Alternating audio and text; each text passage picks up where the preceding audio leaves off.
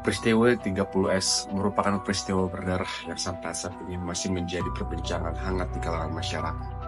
Bagaimana tidak, peristiwa yang terjadi pada 30 September 1965 dini hari tersebut menyeret 7 jenderal korban daripada peristiwa naas ini. Peristiwa G30S adalah salah satu babak paling kelam dalam sejarah Indonesia. Peristiwa ini telah meninggalkan luka mendalam dan menjadi topik perdebatan yang panjang. Dokumenter ini akan mencoba mengungkap peristiwa tersebut secara lebih mendalam dengan mengacu pada berbagai sumber dan menghindari polarisasi. Latar belakang dari peristiwa ini yaitu isu Dewan Jenderal yang dimana adanya rencana dari Jenderal-Jenderal TNI untuk menggulingkan pemerintahan Soekarno yang identik dengan ideologi komunisme. Kudeta ini berupaya menggantikan Soekarno dengan seorang yang pro-militer serta bertentangan dengan pemahaman komunisme. Terdapat 4 versi dalam peristiwa G30S 1965 ini, yaitu peran Soekarno yang berupaya memperkuat kekuasaan di negeri ini. Soeharto yang berambisi untuk menggulingkan pemerintahan Soekarno yang berideologikan komunis. Peran komunisme, partai PKI di Indonesia yang berambisi untuk menyebarkan pemahaman-pemahaman komunisme di negeri ini, serta peran eksternal dari Badan Intelijen Amerika Serikat yaitu CIA guna menghambat penyebaran paham komunisme di Asia Tenggara. Karena peristiwa ini beriringan dengan Perang Dingin yang dilakukan di antara Amerika Serikat dan Uni Soviet. Pada 30 Agustus 1965 dini hari, sekelompok pasukan khusus merupakan bagian dari PKI menargetkan para jenderal TNI AD sebagai objek penculikan. Hal tersebut dikarenakan pada pemberontakan beranggapan bahwa para jenderal merupakan ancaman terbesar dari kudeta. Umumnya, para jenderal diculik di rumah dinas mereka. Korban dari penculikan tersebut diantaranya yang pertama penculikan Jenderal Ahmad Yani dilakukan oleh Muhajirin dan timnya yang berangkat dari Lubang Buaya pada pukul 3 dini hari. Yang kedua, penculikan Majen Suprapto dipimpin oleh Serda Sulaiman dengan alasan menghadap presiden. Lalu yang ketiga, penculikan Majen S. Separman dipimpin oleh Serma Satar dengan alasan serupa. Penculikan MT Haryono dipimpin Serma Bungkus Haryono sempat melawan sebelum akhirnya dibunuh. Penculikan Brigadir Jenderal D.I. Panjaitan dipimpin Serda Soekarjo Panjaitan dibunuh setelah diancam.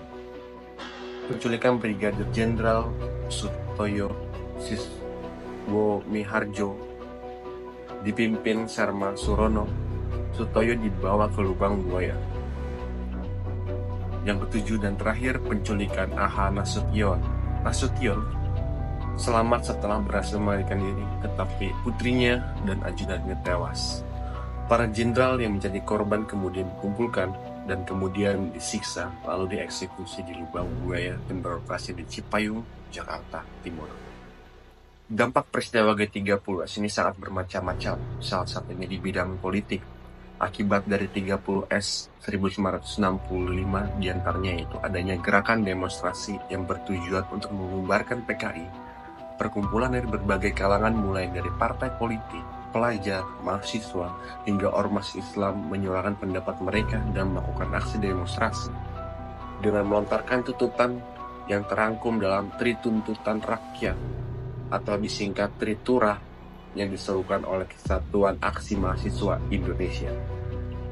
Dengan isi tuntutannya itu pertama, menuntut pembubaran PKI beserta ormas-ormasnya. Kedua, menuntut adanya pembersihan kabinet Wikora dari unsur-unsur PKI. Yang ketiga, menuntut adanya penutupan harga-harga barang.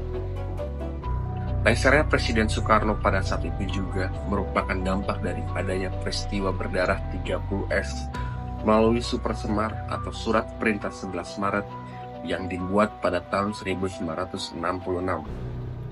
Soeharto beserta Angkatan Darat berhasil mengambil alih kuasa pimpinan negara dari tangan Soekarno. Setelah itu, dengan dibuatnya surat keputusan Presiden nomor 1/3/1966 pada tanggal 12 Maret 1966 dan ditandatangani langsung oleh Soeharto yang bertujuan untuk membubarkan PKI. Pemerintah Indonesia mengeluarkan peraturan yang membatasi ideologi yang berkaitan dengan paham komunisme, Marxisme, dan Leninisme dalam segala kegiatan masyarakat dan media maupun segala macam bentuk penyebaran informasi yang mudah dikonsumsi masyarakat. Pada tanggal 5 Juli 1966, MPRS mengeluarkan TAK MPRS nomor 25 MPRS 1966 yang membatasi pluralitas ideologi khusus pada bidang akademik.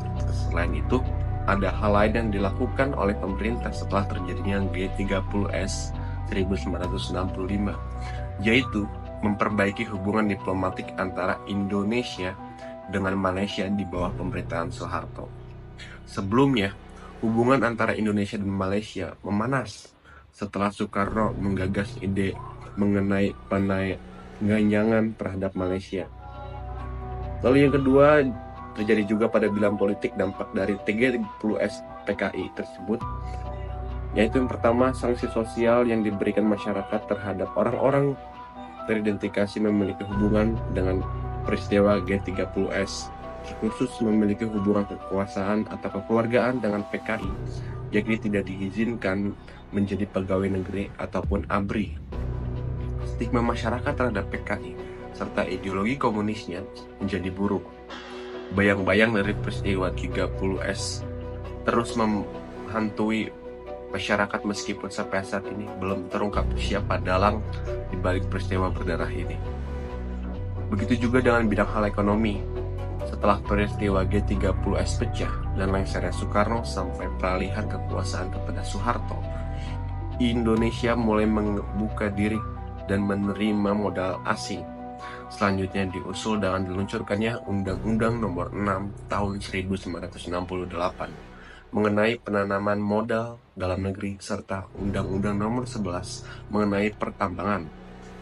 Ketiga undang-undang diresmikan oleh Soekarno sebelum diresmikannya menjadi Presiden Republik Indonesia.